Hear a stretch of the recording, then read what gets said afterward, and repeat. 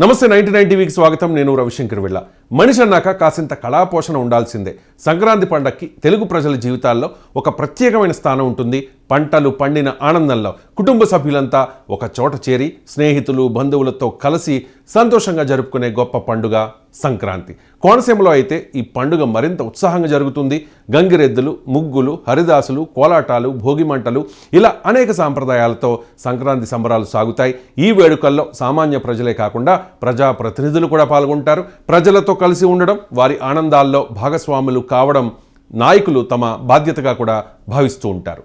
ప్రజాప్రతినిధులు ప్రజలతో కలిసి నృత్యాలు చేయడం, పాటలు పాడడం, వేడుకల్లో పాల్గొనడం అనేది కొత్త విషయం కాదు. గతంలో కూడా అనేక సందర్భాల్లో రాజకీయ నాయకులు ఇలాంటి కార్యక్రమాల్లో పాల్గొన్నారు. ఈ ఏడాది పాల్గొన్నారు, భవిష్యత్తులో కూడా పాల్గొంటారు. అది సహజం. ఈ ఏడాది జరిగిన సంక్రాంతి సంబరాల్లో CM Chandrababu Naidu, deputy CM Pawan Kalyan, deputy speaker రఘురామకృష్ణంరాజులతో పాటు అనేక మంది మంత్రులు, ఎమ్మెల్యేలు, ప్రజాప్రతినిధులు పాల్గొన్నారు. ప్రజలతో ఆడి పాడారు, డాన్సులు కూడా చేశారు.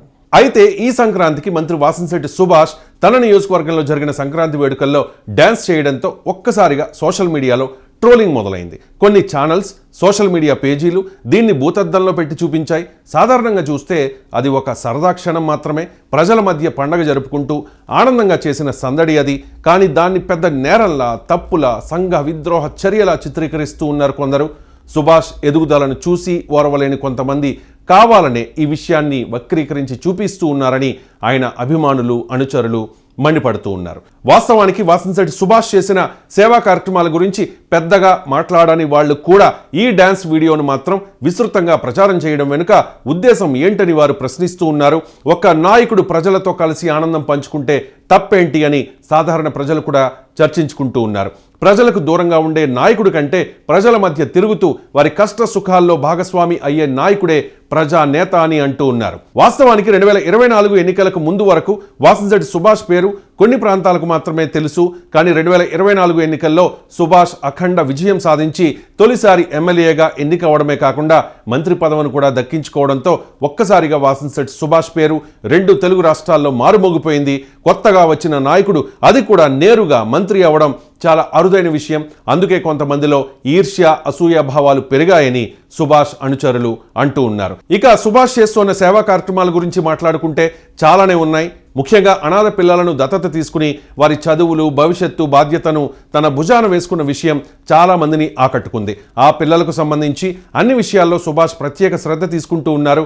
అలాగే ఎంతో మంది నిరుపేదలకు వైద్య సహాయం కూడా అందిస్తూ ఉన్నారు. ఖరీదైన ఆపరేషన్లు చేయించుకోలేని పరిస్థితుల్లో ఉన్న కుటుంబాలకు తన వంతుగా ఆర్థిక సహాయం చేసి ప్రాణాలు నిలబెట్టిన సందర్భాలు అనేకమున్నాయి. పేద ఆడపిల్లల పెళ్లిళ్లకు కూడా ఆయన సహాయం అందిస్తూ ఉన్నారు. కొన్ని ప్రాంతాల్లో సామూహిక వివాహాలు నిర్వహించి పేద కుటుంబాల భారం తగ్గించేందుకు ప్రయత్నాలు చేస్తూ ఉన్నారు. ఇలాంటి సేవా కార్యక్రమాలే సుభాష్ను ప్రజలకు మరింత దగ్గర చేశాయి.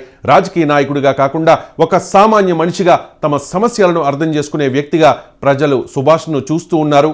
అందుకే అలాంటి నాయకుడు చట్టసభల్లో ఉంటే తమకు మెరుగైన సేవలు అందుతాయని ఆశతో ప్రజలు ఆయనను ఆశీర్వదించి అసెంబ్లీకి పంపారు. ప్రజల మద్దతు ఉన్నందువల్లే ఆయన రాజకీయంగా వేగంగా ఎదిగారని, మంత్రి పదవి కూడా దక్కించుకున్నారని చెప్పాలి.